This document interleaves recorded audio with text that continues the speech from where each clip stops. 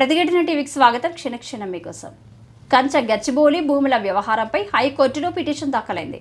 ఆ భూములను జాతీయ ఉద్యానవనంగా ప్రకటించాలని కోరుతూ వట ఫౌండేషన్ అనే స్వచ్ఛంద సంస్థ తెలంగాణ హైకోర్టులో మంగళవారం పిటిషన్ దాఖలు చేసింది.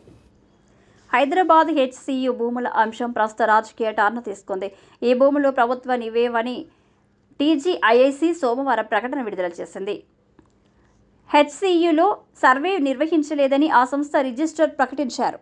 ఉమ్మడి ఆంధ్రప్రదేశ్ రాష్ట్రంలో ఈ 400 ఎకరాలను 2003లో అప్పటి ప్రభుత్వం ఐఎంజీ భారత్ అనే కంపెనీకి కేటాయించింది. అయితే ఈ భూమిపై న్యాయ పోరాటం చేసి ఈ భూమిని స్వాధీనం చేసుకున్నామని సీఎం రేవంత్ రెడ్డి ఇటీవల ప్రకటించారు.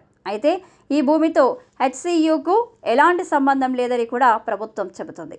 ఈ భూమిని విక్రయించేందుకు ప్రభుత్వం ప్రయత్నిస్తుందని విపక్షాలు ఆరోపిస్తున్నాయి. హెచ్సియులోని విద్యార్థి సంఘాలు కూడా ఈ భూముల విక్రయాన్ని నిలిపివేయాలని డిమాండ్ చేస్తూ ఆందోళనకు దిగారు.